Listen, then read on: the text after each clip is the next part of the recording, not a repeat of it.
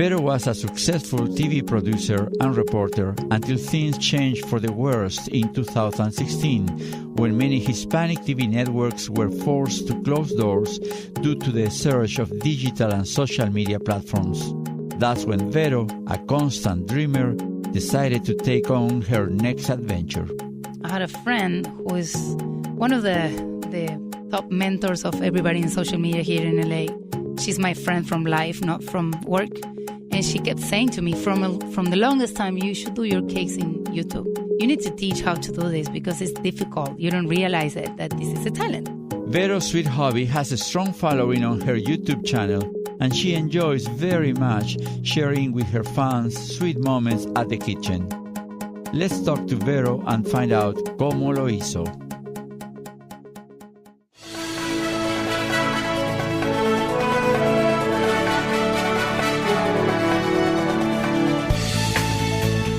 Éxito. Success. Hábitos. Habits. ¿Cómo lo hizo? How do they make it?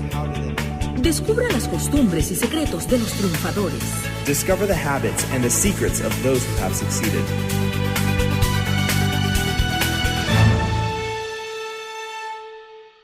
Hey, Vero, thank you for being with us in Como Lo Hizo. Thank you so much for having me. I'm very happy to be here. So, I've been reading about you, and there is something that I have to disclose before we talk. I am a sweet freak, so I love sweet. So, okay. Since you're the founder of Vero Sweet Hobby, yeah. I mean, I have to tell you that. So, okay. I feel so a lot like of dulce empathy. De leche. Oh my God! Don't even mention and it. things like that. Me too. What so, can I say? where were you born? I was born in Argentina. And you came to the States 18 years ago. 18 years ago. Yeah. And how do you start? What do you start working? This is a funny story. I always knew that I was going to be living in California, always. Since I was 5 years old, I remember watching TV every single day after school, watching this guy at the beach doing aerobics on ESPN. And I was telling my mom, one day, I'm going to live in California, Mommy, so you send me to study English. And you made it? Yeah. But everybody thought I was crazy, right? Right. So now, how did you get into TV? I did a lot of sports, and I liked sports and TV, and I wasn't sure if I wanted to do one or the other one. So I decided to study social communications, specialize on TV, and maybe cover sports. So I got into TV because when I was in college, the dean of my university saw me, and she's like, there's an opportunity, there's an internship to host a TV show about sports, and I think you'll be great for it. So I went for it, and I had to talk about tennis because I was a tennis player. And the first day, I did it so well that the next day they offered me to host 3 TV shows, and I was 17. That's amazing. Yeah, it was pretty awesome. So, was los sueños hechos realidad. Sí. And everything, became true. It became true, but I feel like one thing led to another one. Many, many dreams became reality in my life, but I think it is because I always dared to dream bigger things than me. Everything was bigger than myself. Everything was crazy.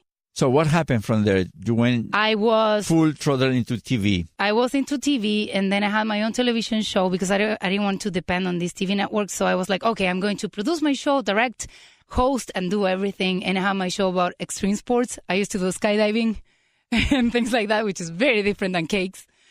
And then there was a qualifier for the World Cup of like the Camel Trophy, which is the 4-wheel drive. And they called me to go to Spain and to do a documentary about how to set up the road for the mountain biking World Cup.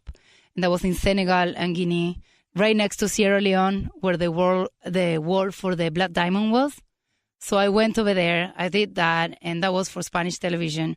Then I came back to Argentina, and I went to Eco Challenge, which is a race that is organized by Mark Burnett, which is like my idol. I love him. And that changed my life. I was like, I'm going to go to the U.S. and do this forever. I need to go to the U.S. and work in like Fox Sports or ESPN or something like that, which I later did.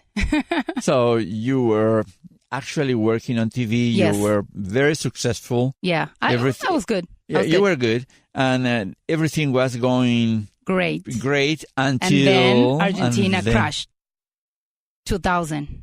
Everything went to hell. Mm-hmm. I don't know if you remember that there was a huge economical crisis where the government took everybody's savings from the bank. Right. That was 2000. And I remember... That's in Argentina, correct? Yes, in Argentina. And I remember my dad... So you were working over there? I was in Argentina. Okay. And then I remember my dad, he had a business for 75 years, family business, selling tires and stuff like that. And I was like, and he had to close his business like everybody else. And I remember looking at him and he was broken, like so sad. And I remember telling him, because I was always the clown of the house, and telling him, hey, Dad, don't worry, because I'm going to be just like Shakira. I'm going to take you around the world. We're going to go to the U.S. and we're going to do something. And then I was watching TV and I see this commercial from a movie network that is very important, like HBO in Latin America, saying, if you want to be the host of Halloween Horror Nights from Universal Studios, send your tape. And I was like, I got it. I'm that girl. And I called my camera guy and I'm like, okay, you have to shoot me here in the park around the corner because I won that contest even before I sent the tape. I knew it in every inch of my body, my brain, my gut, my heart that I won. We did it. I sent the tape to Buenos Aires. I won. They sent it to Mexico. I won in Mexico. I won in Colombia, in Venezuela, in That's awesome. Atlanta. And then they call me from Atlanta and they're like, is your passport ready? Are you ready to come? And I'm like, what did I tell you? I'm just like Shakira. Let's go. And we came here and I was ready. I came prepared. I had my demo reel with me. I had my resume. And I talked to the CFO of that company when I was doing it, that I was hosting Halloween Horror Nights, which was like fantastic for a girl in Córdoba. And I told him, listen, I think I'm good. And can you give me a try? Can you let me show you that I'm good and that I can produce videos for you? And he said, yeah, come to Atlanta for 2 weeks. And it was very difficult to pass that test because I was very fresh out of college and they made me do scripts for movies, for trailers for movies. And I never in my life did a trailer for any movie. Never.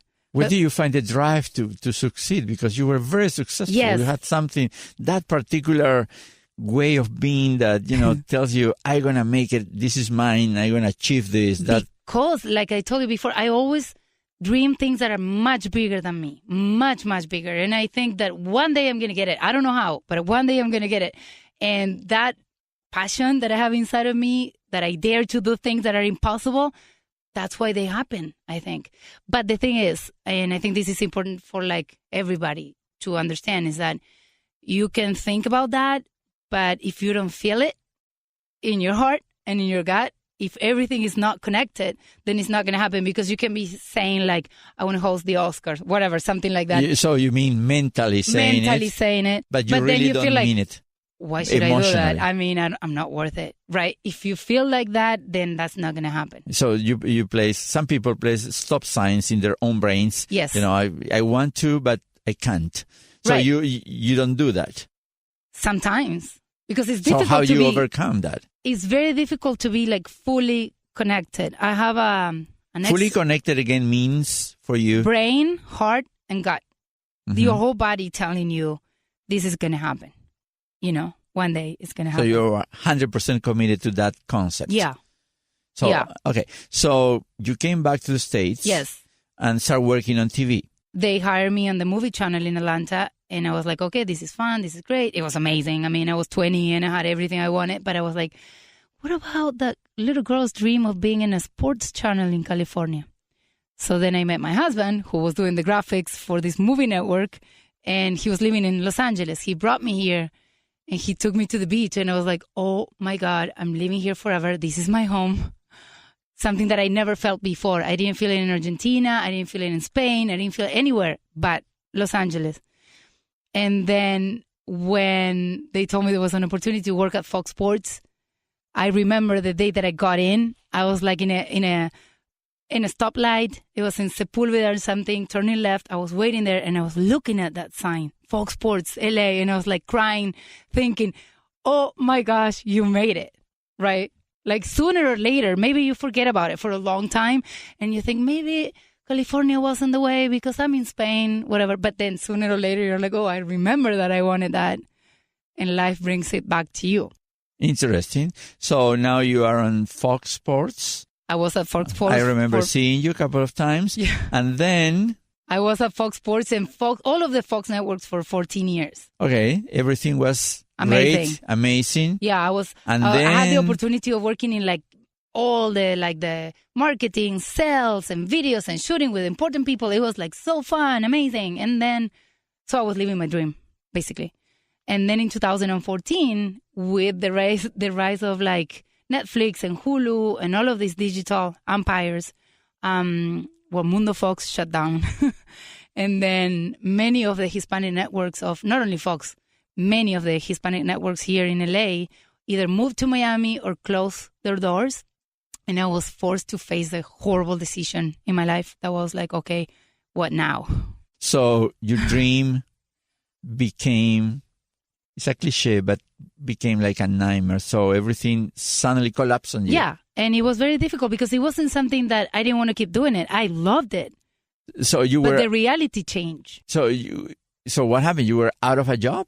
No, suddenly? I was keeping like a lot of freelancer gigs and stuff like that. But I feel like, those relationships when you have a boyfriend that it doesn't work out and the guy is not for you, but you love it so much that you keep going and going. And the guy doesn't love guys, but maybe girls in my case. Yeah. But it feels like that. It's a job that is not for you, that is going to end. And you can see the end. And you can see so many colleagues being out of jobs. And you're like, okay, this is the end. I have to reinvent myself or do something else. Okay, let's stop there because I want to get to that very moment when you suddenly realize that chapter in your life is expiring. Yeah. It's closing. It's very difficult. So walk me through the process. So a sudden... waking up, you see it coming. So what happened in you? What was in your mind? I had a friend who is one of the top mentors of everybody in social media here in LA. She's my friend from life, not from work. And she kept saying to me from the longest time, you should do your cakes in YouTube. And I was like, no, I'm not going to do that. And she cakes? said, You mentioned cakes? Yes. What happened? I mean, you were in the world of sports, What about cakes? Because cakes were always fun for me. And I used to do these amazing cakes for my kids that became like a big event every year that everybody came to see the cakes because it was like a ginormous Superman, a 3D car. So you had a secret hobby, kind of. Because that's Vero Sweet Hobby. It's a hobby, right? So I was like, okay, every year it was bigger and bigger and Legos and something like that. And my friend was like, you need to teach how to do this because it's difficult. You don't realize it, that this is a talent. I was like, no, I don't think, no, I'm not going to do this. And then what I did is that I kept my freelance gigs on TV, but I went to study what was going on in the social media world. So I wasn't... You go to school? I went to study. I took classes. I took courses. I invested my time, my money, and everything in like learning for a year. Now, did you go through the same process that when you were younger, you wanted to be a sportcaster, work for, TV and all that? Or this was something that was kind of showing up in your life, little by little? No, I'm very intense. So when you saw the opportunity of the pasteles, the cakes, you said, this is it? Yes. I was like, okay, if I'm going to do it, but first, this is important. In order for me to do something in any platform, TV, movie, social media, anything, for me, it has to make sense for me, right? So I was like, okay, how can I make this important for me? Because it has to be important for you in order to do it passionately and for a long time, because this is not like day and night, that it's going to work. So what I did is that, okay, what's the most important thing? What do I remember the most from Africa, for example? And I was like, okay, it's the kids. I always love the kids. They bring me so much joy, and I had so many kids touching my hair, and I love the kids so much. So I was like, okay, what if I make the cakes? And then I can give them away to kids that are in like a Make-A-Wish Foundation or something like that.